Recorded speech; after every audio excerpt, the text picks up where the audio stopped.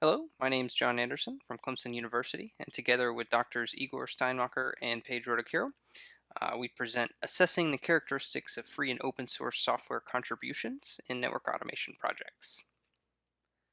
So, what is network automation? This is a niche that exists within the broader network engineering domain.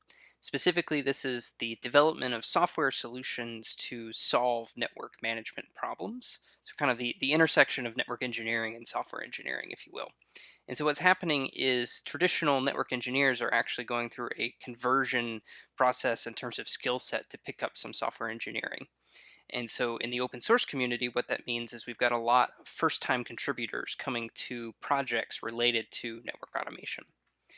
So what we wanted to do in this project is kind of dive into that phenomenon that we've identified.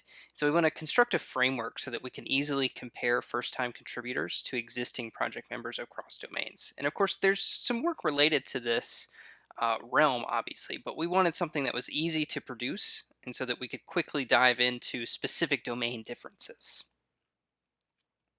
So we devised a set of questions here. The first being focused on how do first-time contributors compare to existing or experienced members within a project for pull request characteristics within network automation, and we compare that to broader industry, as I'll speak to in a moment. And then our second question is similar in nature, but deals with GitHub issues and issues that result in a pull request being submitted from that issue. Again, between first time contributors and existing or experienced members. So the methods for our project, we use the popular GitHub archive project.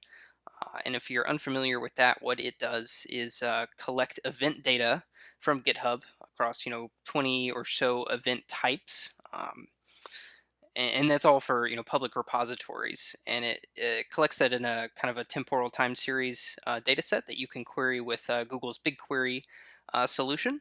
So what we did is took the entire 2019 GitHub event data set, and we extracted out of that two smaller subsets, one being 71 specific network automation projects that we identified as vital to that particular domain.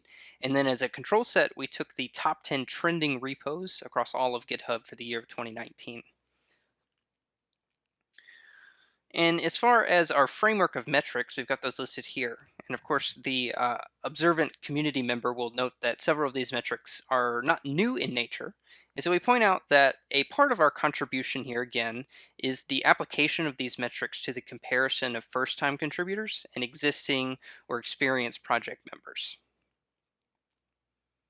So some of the findings that we've got here for pull request change sets, we did find, kind of in line with the current understanding of this space, is that larger chain sets do tend to be rejected more often. And a phenomenon that we did notice is that, particularly in network automation, is that we're seeing larger chain sets as compared to the broader industry within that top 10 data set. And this can be due to several factors, but one that comes to mind is the smaller community sizes of these projects within network automation leads to a smaller set of existing community members doing more of the work. Pull request engagement, we did note that network automation does see a lesser overall engagement in terms of comments on pull requests. In terms of overall pull request age or latency, network automation first timers do see a longer wait time in terms of waiting to have their pull requests resolved. Issue age is an interesting one. So in both data sets here, we can see that first timers do statistically see their issues close sooner than experienced members. And this is an area that we do call out as one where we would like to do additional research to find out, are there any quality constraints at play here to determine why this tends to be happening. Issue engagement, again, we see, like with pull requests, that network automation has a lower rate of overall engagement in terms of comments on their issues. As a summary of our results here for the first question, we do call out that first time contributors do see less engagement for pull requests, and they do take longer to resolve. Uh, In line with existing work, first timers do produce more commits and larger change sets, which is, of course, a factor in rejection of pull requests. And for our second question here, we did find that network automation sees a overall less engagement, and first time issues are closed sooner. First time contributors also take up fewer open issues than existing members. And this is a metric that we call out as the issue pickup rate, or the ability of a particular member of the community to take upon an issue, an open issue, and produce a pull request. So, in conclusion, our contribution in this paper is in two parts. The first being we came up with a framework of metrics by which to compare first time and existing project member characteristics between GitHub pull requests and issues. And then we applied that framework to the specific domain of network automation, comparing it to the broader industry by use of the top 10 trending repositories. So ultimately, we did identify some key differences between network automation and the broader industry, specifically between, again, first time and existing contributors, which points to some cultural and skill set differences that we did call out as a reason for wanting to study this in our motivation. Again, calling out that skill set transition in this domain. Finally, I'll leave you with a couple of resource links here. The first being a link to a Figshare for our online appendix.